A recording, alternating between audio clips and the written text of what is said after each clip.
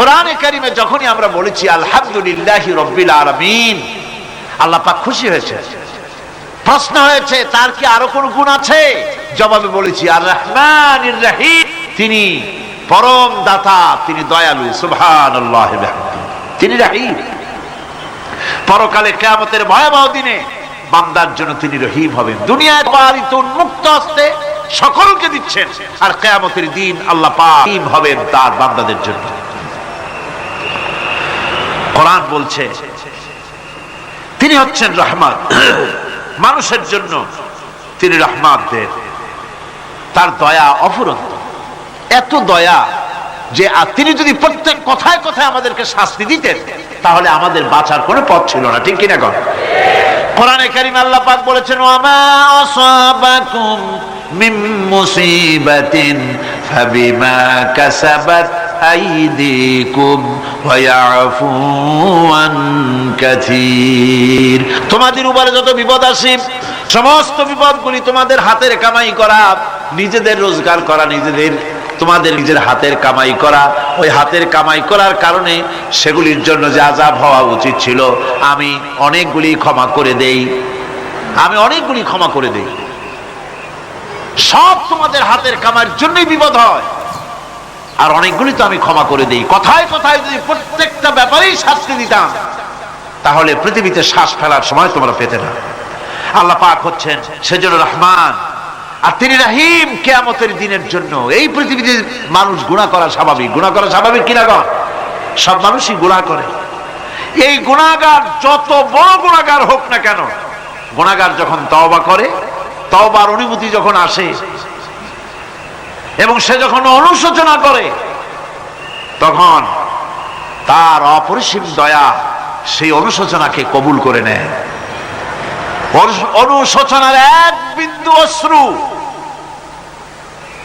গুনাহগারের অনাচারের সমস্ত দাগ মুছায় দেয়, মনে হয় যেন তার আমলনামায় কোনো দাগই ছিল না। সুবহানাল্লাহ।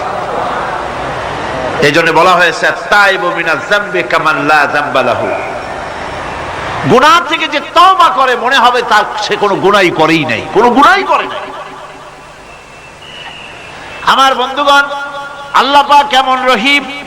এই পৃথিবীতে মানুষ যত অপরাধ করে সেই অপরাধ বাপের সাথে করুক, মায়ের সাথে করুক, ওস্তাদের সাথে করুক, পীরের সাথে করুক, অপরাধ করলে পরে কেউ বলে না যে কাছে আয় ক্ষমা করে দেই। কেউ বলে নাকি? কেউ বলে না। আল্লাহ পাক কেমন রহমান, এমন রহিম! বান্দা যখন গুনাহ করে আল্লাহ পাক গুনাহগারদেরকে ডাকেন, চুরি করেছিস, গুনাহ করেছিস, মদ খেয়েছিস, জিনা করেছিস, জুয়া খেলেছিস, হত্যা করেছিস, কুফরি করেছিস, শিরক করেছিস, যত রকমের পাপ করিস না কেন, ফিরে আয়, ফিরে আয়, চোখের পানি ফেল, আমি আল্লাহ রব্বুল আলামিন মাফ করে দেব। কোরআনে কারীম বলছে ইল্লা মান তাবা ওয়া আমানা ওয়া আমিলা আমালান সালিহান ফাউলাইকা ইউবাদদিলুল্লাহু সাইয়্যাতিহিম হাসানাতিন ওয়া কানাল্লাহু গফুরার রহিমা। কিন্তু যে ব্যক্তি তওবা করেছে এবং ঈমান এনে পরবর্তীকালে ভালো কাজ করেছে, তাদের মন্দ কাজগুলি আল্লাহ পাক ভালো কাজ দিয়ে বদলায় দিবেন। এত বড় একটা কথা শুনে সুবহানাল্লাহ মুখ থেকে বেরোলো না? গুনাহগার যত গুনাহ করেছে সে যদি তওবা করে, ওই সব গুনাহ যদি না করে, তার সাইয়্যাতগুলি আল্লাহ পাক হাসানাত দিয়ে বদলায় দিবেন। মানুষেরা চুরি করে, ডাকাতি করে, জিনা ব্যভিচার করে, যা কিছুই করে থানায় ধরা পড়ে। থানায় ধরা পড়লে তারপরে তার বিরুদ্ধে চার্জশিট হলো, এরপরে তার জেল হলো, ছাড়া পেল, আবার অন্যায় করলো, আবার ধরা পড়লো, যতবার জেল হলো ততবার ছাড়া পেল, কিন্তু থানায় দাগী আসামিদের খাতায়, চোরের খাতায়, ডাকাতের খাতায় নামটা তার মোছা হয় না, থানায় নামটা থেকেই যায়।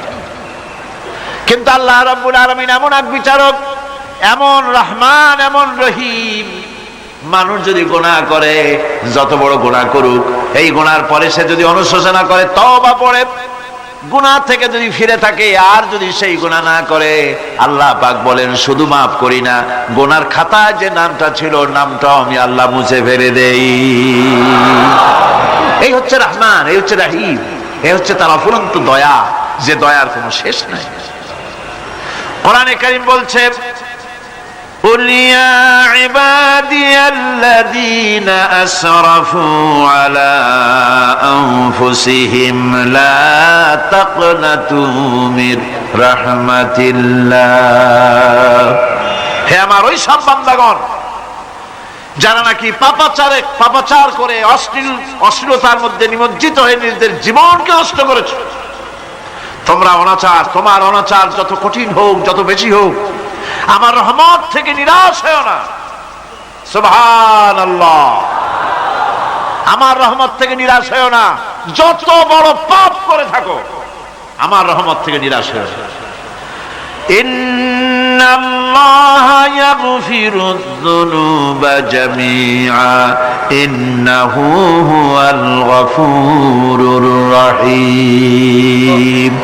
যদি তওবার মতো তওবা করতে পারো, যদি চোখের পানি দিয়া আল্লাহ পাককে রাজি করাইতে পারো, আল্লাহ পাক বলেন বান্দা যদি তওবা করে, খাঁটি যদি তওবা করে, জীবনে ওই সব গুনাহ যদি আর না করে, আল্লাহ পাক বলেন জিন্দেগীর সকল গুনাহ আমি রব্বুল আলামিন মাফ করে দেব।